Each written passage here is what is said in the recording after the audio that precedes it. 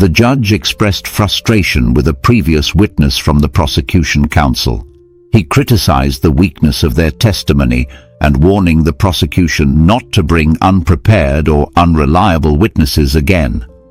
The judge threatened suspension of both weak witnesses and the prosecution team if false or fabricated testimonies continued in court. The prosecution acknowledged the judge's concerns and assured the court that their next witness would present solid facts backed by evidence. Their next witness, a vigilante officer, was introduced as the next witness, and the judge permitted the testimony to proceed. The witness completed all legal formalities necessary to take the stand and began his testimony. The prosecuting lawyer questioned the witness, starting with his full name and current occupation, which the witness confirmed as a vigilante officer in southeastern Nigeria. The witness described the southeastern region of Nigeria as unstable, mentioning unrest, protests, violent clashes, fear, and numerous casualties during the time of Simon Ekpa's social media activity. The witness confirmed his personal involvement in trying to maintain order and protect his community throughout the period of civil unrest. The prosecutor then connected Simon Ekpa's social media activity to the unrest in the region, asking the witness for his direct observations related to Simon Ekpa's influence. After listening to both the prosecution counsel and defense counsel, the judge examined the case thoroughly and ultimately ruled Simon Ekpa not guilty, leading to celebration and jubilation among his supporters in the courtroom. But the question many people are asking, whether Simon Ekpa will be released since the justice system has found him innocent, only time will tell. In a courtroom far away from the turmoil of southeastern Nigeria, thousands of kilometers north in the peaceful Scandinavian nation of Finland, a moment of great emotion and significance unfolded. The small, modestly filled courtroom in Helsinki was transformed into a place of explosive celebration and intense release, when a Finnish judge pronounced the verdict that would stir a wave of reaction across continents. The Prime Minister of the self-declared government of Biafra, Simon Ekpa, was declared not guilty by the Finnish court. For many, this was not just a legal outcome. It was a symbolic moment, one that echoed the struggle, the controversy, the tension, and the deep divisions surrounding one of the most debated figures in recent African and European diasporic politics. Simon Ekpa, who is widely known for his fiery activism on social media, had been at the center of a legal storm in Finland, the country where he resides. He has long championed the cause of Biafra, a separatist movement advocating for the independence of the southeastern region of Nigeria. This region is historically tied to the 1967 to 1970 Biafran War, one of the bloodiest and most painful chapters in Nigerian history. Simon Ekpa, a dual citizen of Nigeria and Finland, had taken on a role that, depending on whom you asked, was either heroic or deeply destructive. His online presence, especially during moments of political or social crisis in Nigeria, became impossible to ignore. While many Biafran supporters hailed him as a freedom fighter, the Nigerian government labeled him a provocateur, an inciter of violence, and a threat to national unity. The case brought against Simon Ekpa in Finland was based on allegations that his social media activities had incited unrest, fear, and violence in southeastern Nigeria. Finnish prosecutors, under pressure from diplomatic concerns and international outcry, sought to determine whether Simon Ekpa's digital activism crossed the line into criminal behavior under Finnish law. The tension in the courtroom had been mounting for months as the legal teams built their arguments, questioned witnesses, and presented their evidence. On the day the verdict was finally announced, the air was thick with anticipation. The presiding judge, a seasoned and no-nonsense legal figure in Finland, began the proceedings in a serious tone. He quickly made it clear that the court would not tolerate weak or unreliable testimony. He expressed frustration with one of the prosecution's previous witnesses, highlighting the inconsistencies in the person's account and the lack of credible evidence presented. In a stern warning, the judge addressed the prosecution directly, telling them that any further attempts to present unprepared witnesses or to rely on fabricated or misleading testimony would not be tolerated.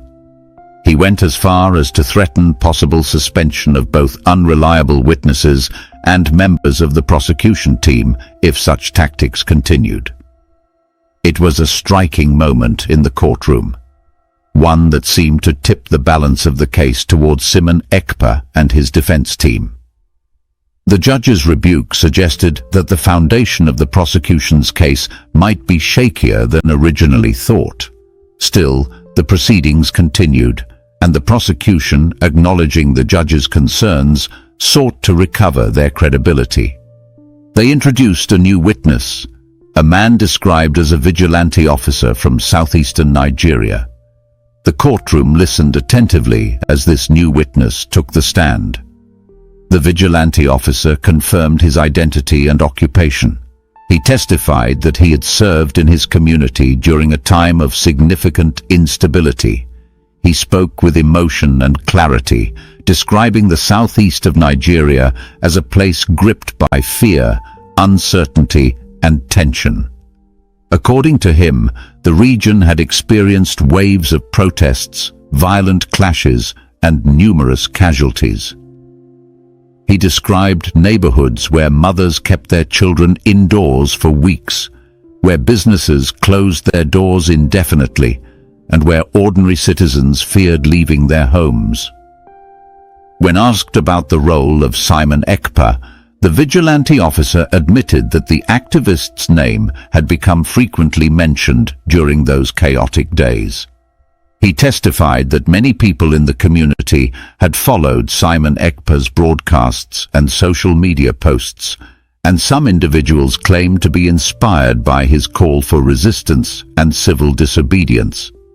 However, when pressed for direct evidence linking Simon Ekapa's statements to specific acts of violence or unrest, the officer appeared uncertain. He spoke more in general terms, acknowledging the influence of Simon Ekapa's voice online, but unable to conclusively connect his words to particular incidents or individuals responsible for the unrest. The defense team representing Simon Ekapa seized this moment to argue that freedom of expression, even when it includes political activism, must be protected, especially in a democratic society like Finland. They reminded the court that Simon Ekapa had not called for violence explicitly in any of his statements, and that the actions of individuals in Nigeria could not be directly attributed to him without clear evidence. They pointed out that many activists, journalists, and commentators often operate in contested spaces where their messages may be misinterpreted or manipulated by others. After hearing from both the prosecution and the defense, and after carefully reviewing the submitted evidence, the judge retired to deliberate. The court fell into silence. For hours the tension hung like a cloud. Simon Ekapa sat quietly, his expression unreadable. His supporters, seated in the gallery, held their breath. When the judge returned, all eyes turned to the bench. In a calm but firm voice, the judge read the verdict. Simon Ekapa was found not guilty. The moment the words left his mouth, the courtroom erupted into jubilation. Supporters of Simon Ekapa stood up, some with tears in their eyes, others clapping and cheering. The Finnish court officers maintained decorum as best as they could, but the emotional outpouring was impossible to suppress. For Simon Ekapa, this was more than just a legal victory. It was a personal and political vindication. In the eyes of his followers, it was also a win for the Biafran cause. Outside the courthouse, Biafran flags were waved, songs were sung, chants of freedom and justice echoed through the Helsinki streets, far removed from the villages and cities of southeastern Nigeria, but emotionally connected to them nonetheless. The case sparked debates around the world, especially in Nigeria, where reactions were deeply divided. Supporters of the Nigerian government expressed concern that the verdict might embolden separatist sentiments, while human rights groups and advocates for free speech praised the Finnish court for upholding legal principles and resisting political pressure. But amidst the celebrations, a critical question remained unresolved. Would Simon Ekpa be released? Although the Finnish justice system had found him not guilty of the charges presented, other legal mechanisms or international agreements might still impact his freedom. Some speculated whether Nigeria might push for his extradition under other claims, or if new charges could be brought forward. For now, though, Simon Ekpa walked out of court a free man in the legal sense, with no conviction against his name in Finland. The story of Simon Ekpa, his arrest, trial, and eventual acquittal, is part of a much larger narrative. It touches on issues of sovereignty, digital activism, the legacy of colonial borders in Africa, and the complex relationship between homeland politics and diaspora communities. It raises important questions about how individuals use social media to amplify political causes and what responsibility, if any, they bear for the consequences of their words. The trial also highlighted the challenges faced by modern legal systems in dealing with international and digital phenomena. How should courts handle cases where the accused is physically present in one country, but their alleged actions have impact thousands of miles away? What kind of evidence is sufficient to show causation in a digital age where information spreads rapidly and interpretations vary widely? For supporters of Simon Ekpa and the Biafran movement, the verdict was a historic moment, one that affirmed their belief that their leader had been unfairly targeted and that his voice was legitimate. For critics, however, it was a reminder that justice does not always align with political expectations. As the crowd dispersed outside the courthouse in Helsinki, people embraced each other, smiling through their tears. Many spoke of renewed hope. Some shared stories of how Simon Ekpa's words had given them courage during times of fear and confusion. Others expressed a desire for peace and a just resolution to the Biafran question, which has remained unresolved for decades. Simon Ekpa himself issued a brief statement, thanking his legal team, his supporters, and the Finnish judiciary. He reiterated his commitment to what he called the peaceful pursuit of Biafra's self-determination. He emphasized that his mission was rooted in justice and freedom, not in violence or destruction. As days turned into weeks, the world continued to watch. Would this verdict mark a new chapter in Simon Ekpa's activism? Would it change the dynamics between the Nigerian government and the Biafran movement? Would it influence how other countries handle political dissidents and digital activists operating from their soil? Only time would tell. But on that day in court, a courtroom in a northern European city far from the conflict zones of Africa, justice had spoken. And its words were heard not only by those within the four walls of the court, but by communities and movements stretching across the globe. And even now, as the excitement from the courtroom victory slowly gives way to new questions, the story of Simon Ekpa continues to unfold. For his followers, the verdict is a reminder that even in the face of adversity, truth and justice can still prevail. For his critics, it is a challenge to consider the boundaries of legal accountability and the power of speech in a digital era. What cannot be denied is that this trial and its outcome have opened up a broader discussion, one that will continue to echo for years to come, both in Finland and across the African continent. And as long as the question of Biafra remains unresolved, The name Simon Ekpa will remain a powerful symbol, either of hope or controversy, depending on whom you ask. This is more than just a legal case. It is a moment in history. A crossroads of law, politics, identity, and technology. And it all played out in a courtroom that, for one day at least, felt like the center of the world. As the celebrations outside the Finnish courthouse gradually gave way to thoughtful reflections and emotional interviews with supporters and observers, the story of Simon Joku Ekpa, the self-declared Prime Minister of the Biafra Republic government in exile, took on even greater dimensions. The verdict declared him not guilty, but the questions surrounding his political influence, his methods, and the road ahead for both Simon Joku Ekpa and the Biafran movement were only beginning to intensify. In Helsinki, the capital of Finland, where the trial was held, the atmosphere in the days following the ruling remained lively among the African diaspora, especially within the Nigerian and Igbo communities. Small gatherings formed in cafes, community centers, and private homes, where people relived the courtroom scenes, analyzed the judge's statements, and considered what this decision might mean for global activism and African liberation movements.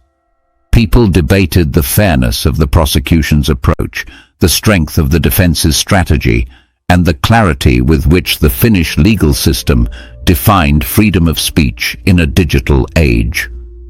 Simon Joku Ekpa had become something more than an accused individual by this point. He had evolved into a political lightning rod, a man whose words had traveled far beyond the boundaries of traditional political engagement, carried by the power of technology and the deep wounds of historical memory. To his followers, he was not merely speaking for the people of southeastern Nigeria. He was echoing generations of unaddressed grievances, from colonial injustices to post-independence marginalization. To many Nigerian authorities and critics, however, he was inciting chaos, endangering lives, and threatening the unity of a complex and fragile nation. In court, the Finnish judge's ruling had focused strictly on the matter of law, whether Simon Joku Ekpa's actions, conducted primarily online and from Finnish soil, met the criteria for criminal incitement under Finnish legal standards. The judge had emphasized that while political expression and online commentary can have real-world consequences, the law must differentiate between intention and interpretation, between encouragement and responsibility, and between speech and violence. Without direct evidence that Simon Joku Ekpa had orchestrated or ordered violence, the court could not convict him based solely on the outcomes of social unrest in another country. The Finnish legal system had spoken with clarity, but its decision could not erase the impact of Simon Joku Ekpa's broadcasts in Nigeria. In southeastern cities like Onitsha, Aba, Enugu, and Owerri, his name remained associated with strong emotions. Some saw him as the only voice courageous enough to speak out against decades of federal neglect. Others feared the social division and economic paralysis that sometimes followed the civil disobedience campaigns he had endorsed, such as the repeated Monday sit-at-home orders. These orders, issued by Simon Joku Ekpa and supported by many pro-Biafra groups, called for residents of southeastern Nigeria to remain indoors every Monday in protest against the continued detention of Mazi Nnamdi Kanu, another prominent Biafran leader and founder of the indigenous people of Biafra, known as ipob. The sit-at-home protests often brought the region to a standstill. Markets were closed, schools were empty, roads were deserted, and sometimes violence broke out when people attempted to resist the orders or when enforcement turned aggressive. Though Simon Joku Ekpa maintained he never encouraged violence and insisted the actions were voluntary, the Nigerian government accused him of destabilizing the region from the safety of his residence in Finland. This tension between words and actions, between leadership and liability, sat at the heart of the trial in Finland. The prosecutors had attempted to argue that Simon Nyoku Ekpa's online broadcasts incited rebellion and fear back in Nigeria. But they had no evidence, and so the judge dismissed the case and pronounced Simon Ekpa not guilty. Will Simon Ekpa be released since the justice system has found him innocent? Only time will tell. This is the end of our news update. Please click the icon on the top right corner of your screen to watch my next video. You will enjoy it. I will see you again in my next update. Enjoy the rest of your day. Goodbye for now.